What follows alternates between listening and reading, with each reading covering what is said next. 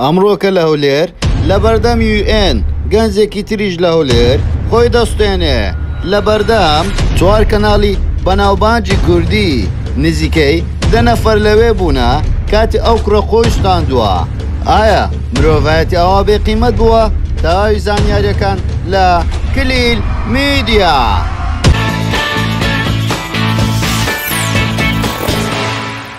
سڵاوم کاتتان باش هاوڕێیان، دووبارە گەڕاینەوە لاتان لە کلیل میدیا بە هەواڵێکی زۆر جیاواز. ئەم جارە دووبارە گەنجێکی تر لە هەولێر خۆی دەستێنێتن لە بەردەم بارگای UN لە شاری هەولێر لە پایتەختی کوردستان.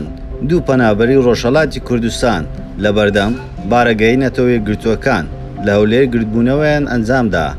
گەنجەکان هەوڵی خۆکوشتن و خۆستاندنیاندا، دواتر بۆ نەخۆشخانە گواسترانەوە و لە بەردەم بارگای نەتەوەی گرتووەکان لە هەولێر گرتبوونەوەیان کرد. ئەوە بوو شوێنی مانەوەیان نەبوو، داوایان لە نەتەوەی گرتووەکان کردووە لە دابینکردنی شوێن و هاوکاریان بکاتن و ئەوشی خستە ڕوو. دواتر لە بەردەم بینای نەتەوەی گرتووەکان دوور خراونەتەوە، وەروە چەند کەناڵێکیش لەوێن دەرئامادە بوون و بوونیان هەبووە. ئێمە لێرەدا تەنها باسی ئەو شتەیە دەکەین، باز لەوە ناکەین ئایا پەنابەران لە هەولێر چ دەکەن و چ ناکەن. ڕاستە چەندین پەنابەر لە هەرێمی کوردستان هەیە و بە تایبەتی هەولێر شەوانە شوێنی نووسن و خەوتن و ناخواردنیان نییە، بەڵام کەم و زۆر یارمەتیان دەدرێتن و بەخۆشیان دەست پێشخەری دەکەن بۆ ئەوەی کارێک بکەن و ژیانی خۆیان خۆشتر بکەن. ئێستا ئێمە لێرە باسی ئەوە دەکەین ئایا ئەم کەناڵانە چۆن گەیشتنە ئەم گەنجەیە. ئۆکەی، هەتاوکە ئێستاش باشە چوینە مقابلەیان لەگەڵ کردووە و قسەی کردووە ئەو گەنجەیە. و لە هەمووی سێریتر ئەوەیە ئەم گەنجەیە بەخۆی و بەدە بە بەنزینێک بەنزین بەخۆی دادەکا و دواتر چەندین جار دەیەوێت چرخەکە پێکا و چرخەکە پێ نەبێ، تاوەکو ئاگر لە خۆی بەردەدا. ئەو پامنێرە بە ڕێزان هەر خەریکی ئەوەنە تەسویری دەکەن و قسەی لێ وەردەگرن تاوەکو گەنجەکە ئاگر لە خۆی بەردەدا. و چەندین جار سەیری ڤیددیۆیەکەمان کرد و شتێکی زۆر سەیرە. ئەو کەسانی کە ماچیان لە دەستە نزیکەی 4 کەس دەبن و 4 کامیرێژ لەوەیە و هاوڕێکیشی لەلای ئەو گەنجەیە کە خۆی دەستێنێ و بێگومان چەندین نەفەریت کەش لەوێ، یعنی زیاتر لە 10 نەفەرە.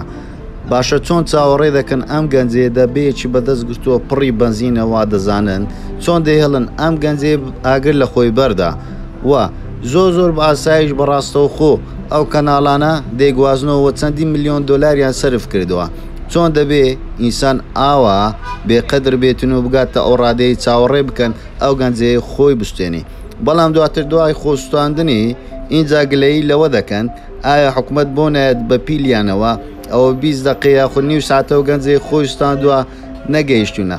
ئەی ئێمە باز لەوە دەکەین تۆ وەکو پامنێرێک چۆن نەتوانی ئەم گەنجە ڕابگری.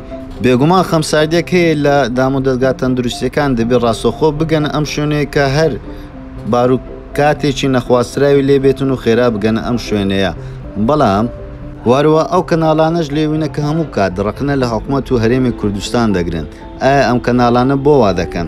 دەبێت ئەمە تاکتیکێک بێ، بەڵام بۆ بەجانی مرۆڤێک. و دواتر تەسویریان کردو ئەم گەنجەیەوا دەسووتێتن و داوا دەکەن ئەمبولاس بێت دوای 20 دقەکە نەهاتوە ئەمبولاس. هیوادارین هەر کەسە لە ڕاستە خۆی یەکەمین شت خۆی چاکە، اینجا خێزانەکەی دواتر کۆمەلگا چاک دەبێت. نەک تو هێشتا خۆت چاک نەکردووە داوا لە سەروی خۆتەوە بکەی خۆی چاکە. بێگومان لە شتی بچووکەوە چاچی بکەین ئینجا گەورەکان چاک دەبێ. هیوادارین ئەم ڕووداوە دووبارە نەبێتەوە هیچ گەنجێکی کوردستان هەوڵ نەدا خۆی بستێنێتون خۆی لەناو بە لەبەرەوەی تەنها خۆی زەر دەکات لەم کاتەدا. و زۆر سپاس بۆ سیرکردنی ڤیددیۆیەکەمان. و پێتان خۆشە لە کەناڵەکەمان ئەم جۆرە ڤیددیۆیانە دروست بکەینەوەی ڕیاکشنی لەسەر بکەین، بۆمان لە کۆمنت بنووسن. ئەگەر زانیمان هەوادارێکی باشمان هەیە لەو بابەتە زیاتر و زیاتر بابەتی ڕۆژانەتان بۆ بڵاو دەکەینەوە لەگەڵ چەندین بابەتی جیاوازتر. زۆر سپاس بۆ سیرکردنی تەواوی ڤیددیۆیەکە و پێتان خۆش ئەم جارە لەسەر چ کەسایەتێک و چ بابەتێک راپۆرت دروست بکەین بۆمان لە کۆمنت بنووسن. واروەها لایک و شێر و کۆمنتشان لەبیر نەچێتن و سابسکرایبی کەناڵەکەشمان بکەن و وازان گۆڵەکەش دابگرن بۆ ئەوەی تۆ یەکەمین کەس بیکا بابەتەکانمان ببینی. هەموو کات لەگەڵتانین لە کلیل میدیا.